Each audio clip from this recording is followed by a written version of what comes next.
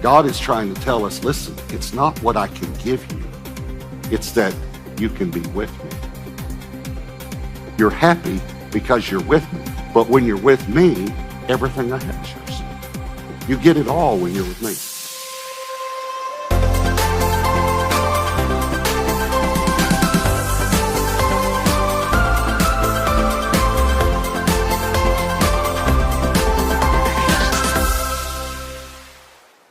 All right, we are in a series called The Blessed Families. And this, we talked about the broken family, Adam and Eve. We talked about the blessed marriage last weekend. This weekend, I want to talk about from broken to blessed. And I want to remind you that we all came from a broken family, Adam and Eve. And again, not referring to divorce, referring to the brokenness of sin, all right?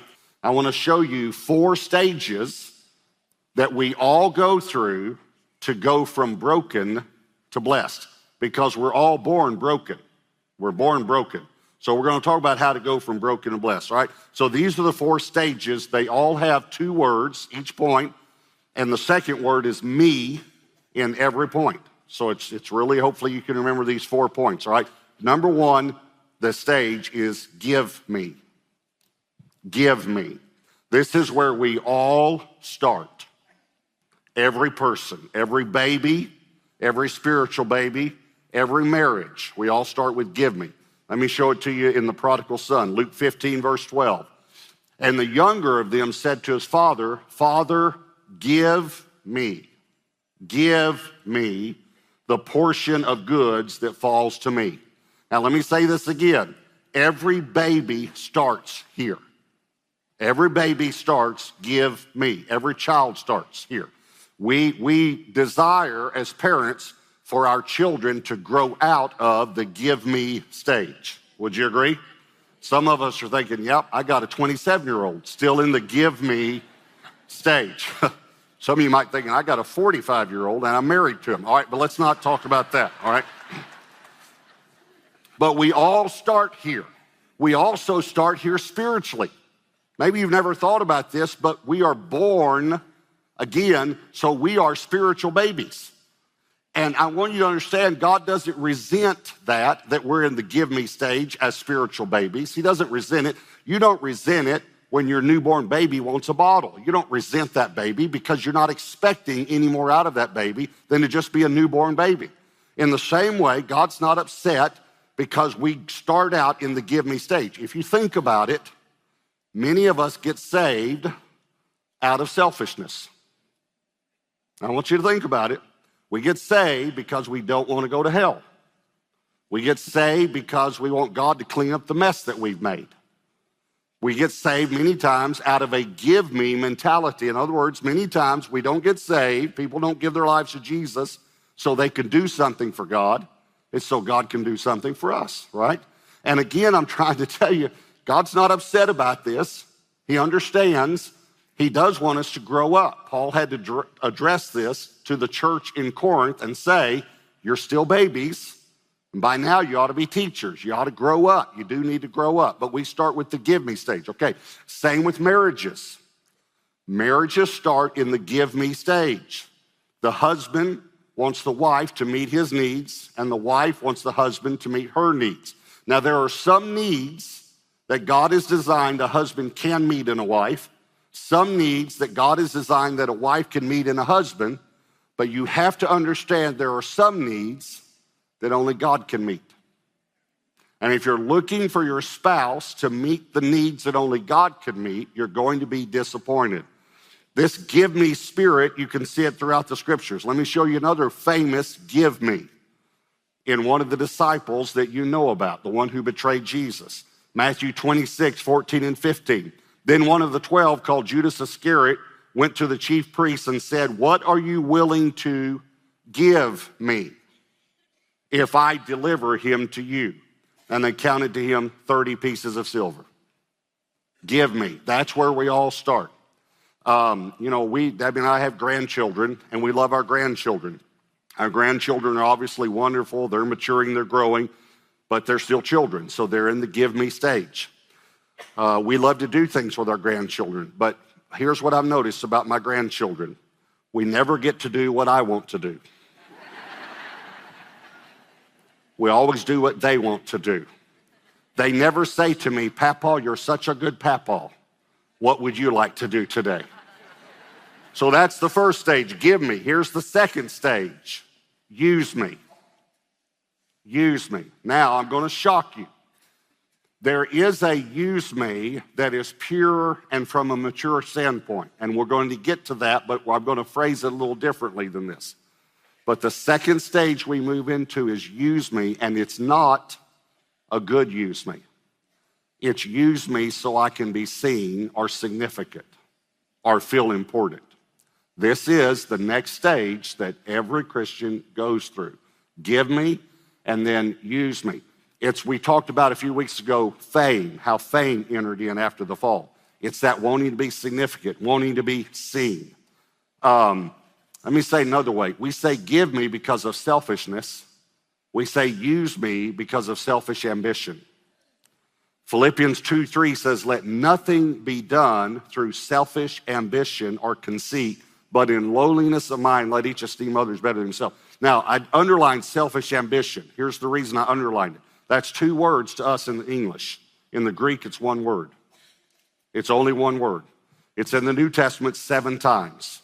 Sometimes it says self-seeking. James 3:14 says about self-seeking. Okay, but here's the point I want you to notice.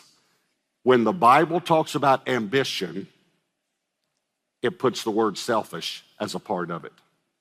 Now, please hear me, because people say, well, isn't there a good ambition? Listen, not according to the Bible, because here's why. The definition of ambition is self-seeking, self-promoting. So you say, well, wait a minute, what about someone who has drive? That's great. That's great if they have drive, but why? See, when I'm looking at training young men and young women in the gospel and in ministry, I literally am trying to beat selfish ambition out of them because I know it's there. Every person's born with it.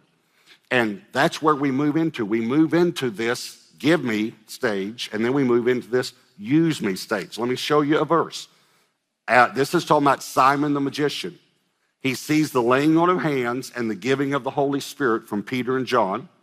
And then this is what he says to him, Acts 8, verse 19, saying, give me this power also, that anyone on whom I lay hands may receive the Holy Spirit. In other words, give me something so I can feel significant, so I can have power. Okay, let me relate this again to a marriage. In a marriage, we start out like, give me something so I'll feel good about myself or so I'll be happy. And then we move into, you're not meeting my needs, you're not making me happy, so I need to do something to make me happy. Now think about this. Now, I've done a lot of marriage counseling. Most of the marriage counseling fits around, he's not meeting my needs or she's not meeting my needs. That's the give me phase. But then the next step they move into is, okay, I've realized I'm not going to get happiness out of this person, which I thought I would, so now I need to do something to be happy. This is normally when divorce occurs. A person begins to try to do something to get happiness.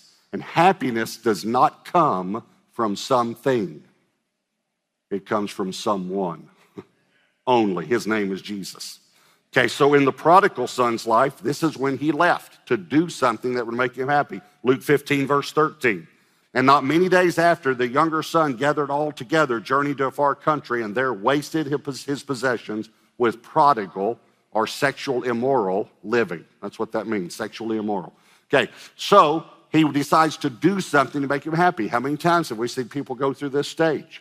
Many times it happens at about 10 years in a marriage, just to say that. I'm not trying to scare anyone. I'm simply saying you need to press into God. Normally, I've watched around 10 years into marriage, and then sometimes at 20 and 30 as well, all of a sudden they get tired of this person's not meeting my needs, so I'm going to try to find my needs met somewhere else. Now, we're talking about the family, so let me say something about marriage. I like to say things that shock you. One is it causes you to think. Secondly, it's just fun, okay? But God did not create marriage to make you happy. Some of you are thinking it's working. Okay. Here's why God created marriage. God created marriage, ready? Here's another shot, to kill you. Some of you are thinking it's working. It's a slow death, but it's working. Okay. In essence, yes, he created marriage to make you happy. Yes. But he knows that the only way that you'll ever be happy is if you die to self. So he created marriage to kill you. So you think about it. God creates Adam, and he thinks, okay, the only way he'll ever be happy is if he's not selfish, if he dies to self. So what can we do to get him to die to self? Oh, I know. Let's make him live with someone. And let's make her, listen, I love this phrase, the opposite sex. Yeah, let's have him live with someone who's opposite of him. That'll drive him crazy. And then she needs to die to self too, so if living with the man doesn't kill her, let's give both of them children. That will for sure kill him. So we go from the give me to the use me stage. Here's the third stage, search me. Now we're beginning to move into maturity. Search me. In Luke 15, in the prodigal son's life, the change came, verse 17, but when he came to himself. Let me say it another way, when he began to search his own heart.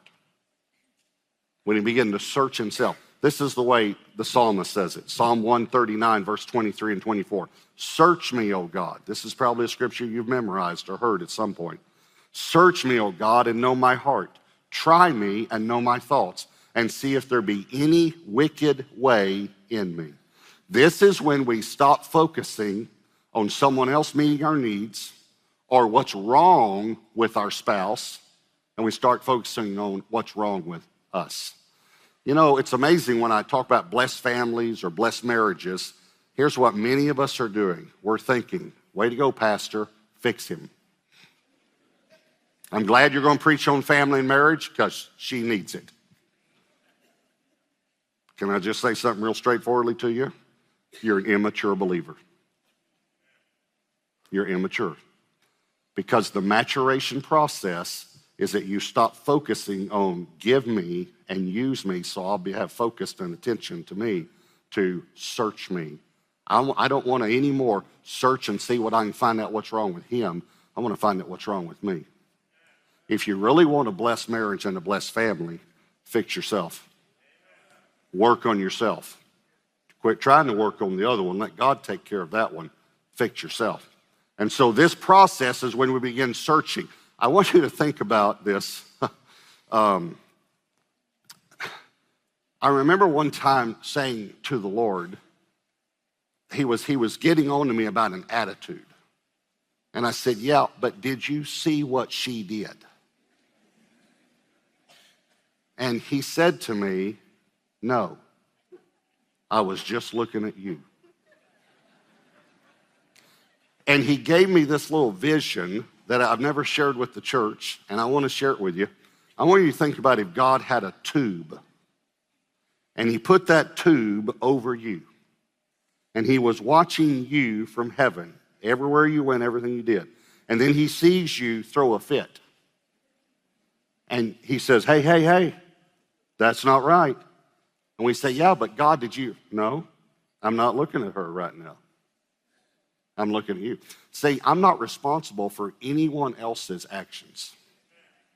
I'm only responsible for my actions and my reactions. By the way, God could have put that tube over his son, and every action and every reaction was perfect. Even when they nailed him to the cross, here's what God saw. God saw his son say, Father, will you forgive them? They don't know what they're doing. See, this is a sign of maturity. When we stop telling God, look what they did to me, and we start saying, God, search my heart. Search me, try me, search. That word search. I got to thinking about that word search. Our son James, when he was about 2 and 3 years old, went through this little phase of hiding. And we would have to search for him. And I mean search for him. And he was really good at hiding. You know how a child will hide and you can go in a room. First of all, they hide and you can still see them. You know, and they don't think you can see their legs sticking out from under the bed, but you know. And then they get a little smart and realize you can see. Okay, but you can go in a room and you can say like, is James in this room? You know, and you hear this hee hee hee hee, and so you know he's there, you know. Okay, he never hee hee hee, never. And he was quiet. I mean, it was just crazy, you know. And he would hide, and it scared us.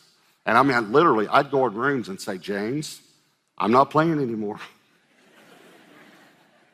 And if you don't come out right now, I am going to spank you. You understand? Right now, come out. He wouldn't come out. And one time he hid, and I mean, it was about an hour. We had looked everywhere. I even got in the car and started driving the neighborhood. You know, I mean, we were just about to call the police. And I said to the Lord, you got to help me. I mean, where is my son? And I remembered I had built this like a little lean-to about this high, just about 4 feet off the ground, maybe 2.5, 3 feet wide, where I could put the lawnmower up underneath it so it wouldn't get rained on the edge of our house. And that came to my mind. I had already looked there, but I hadn't looked way down far. I just went and looked, and I saw the lawnmower. So I went back, and I bent way down, and I could see him sitting on the lawnmower. It had been an hour. And I looked up there, and he says to me, I hide good.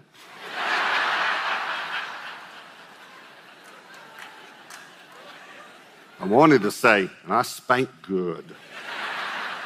But I was so happy to see him, you know, I didn't. Okay, but my point is, I thought about this word search, and I thought, we used to have to search diligently.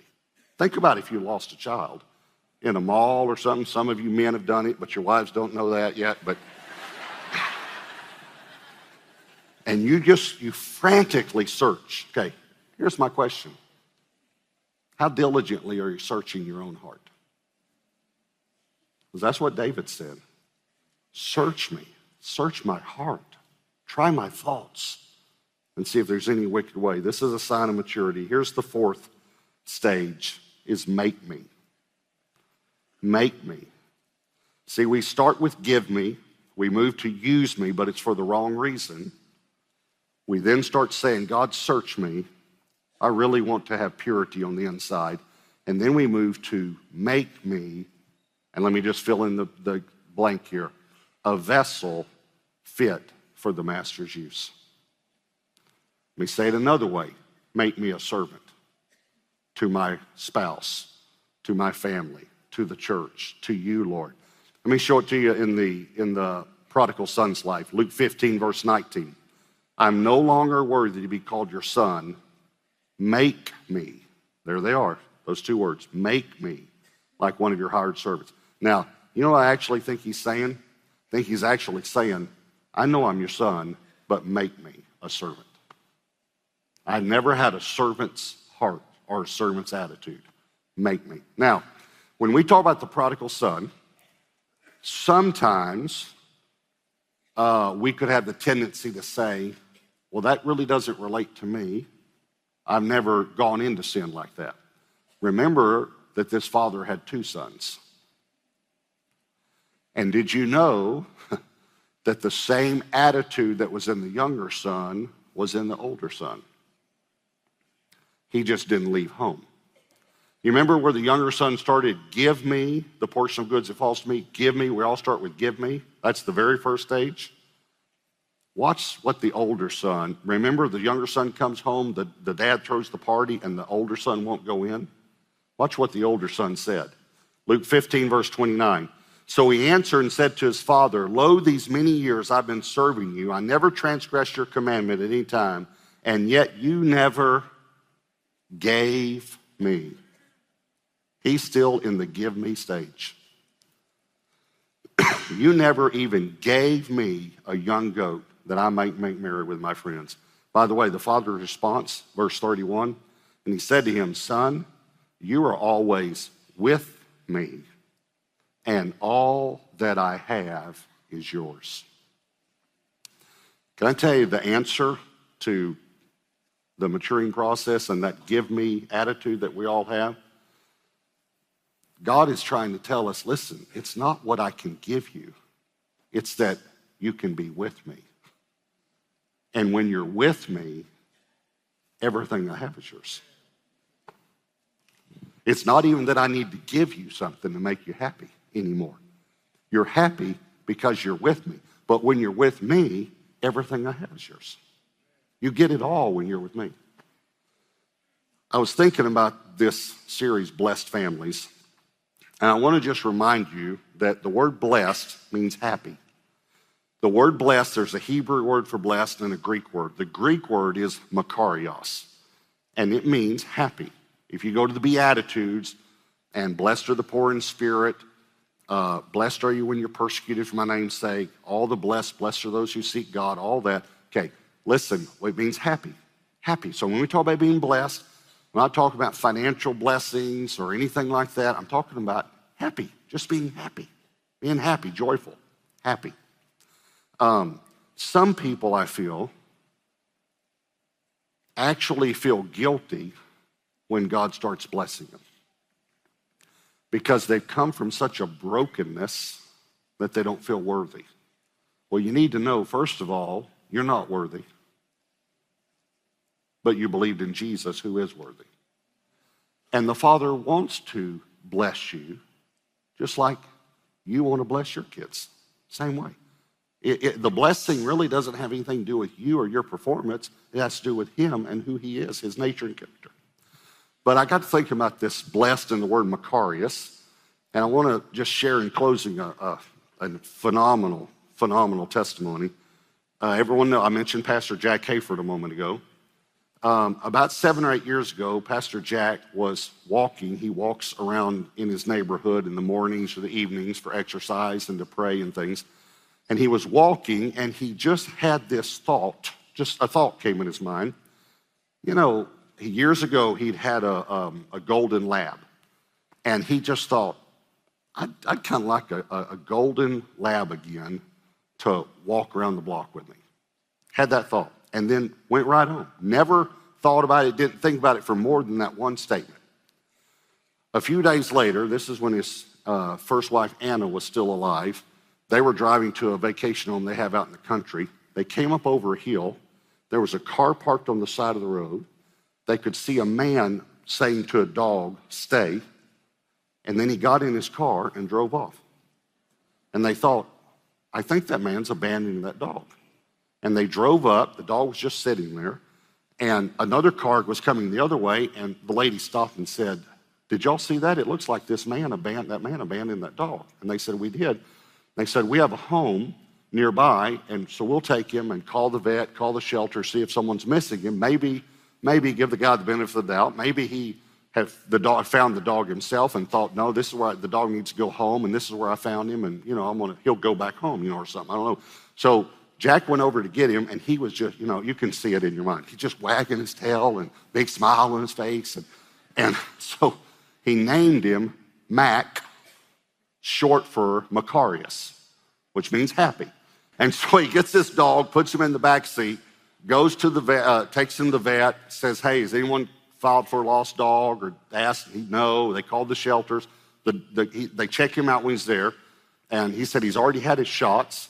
The dog is very good health. He's 1 to 2 years old. It's just perfect because he's out of that puppy stage where he's chewed through everything. And a few weeks went by and no one called. And so they thought, well, this is just a gift from the Lord, And so then he's walking again one day, and he's got the dog beside him. And he came to that same place, and he remembered that just a few weeks earlier, he'd had that thought I'd like a golden lab to walk with me. And now here's the dog, you know? And then he had this thought. Why would I think that God would arrange all those details just because I had the thought that I wanted a dog? And he said, as soon as I thought it, he said, the Lord spoke to him and said, why wouldn't I arrange all those details? Why wouldn't I? To bless you. Here's what I want to say to you. Quit thinking, why would God want to bless me? Start thinking, why wouldn't God? The God that sent his own son to die for you and to purchase your salvation, why wouldn't he want you to have a blessed family? Like, I can't even tell you how many times I go through that cycle where I start out saying, God, give me, but I end up saying, God, make me into your servant. Make me a person that you can use. And I pray that you pray that as well today. And I also pray that God uses our families to be a blessing to every family that we meet. Thanks so much for watching. We're going to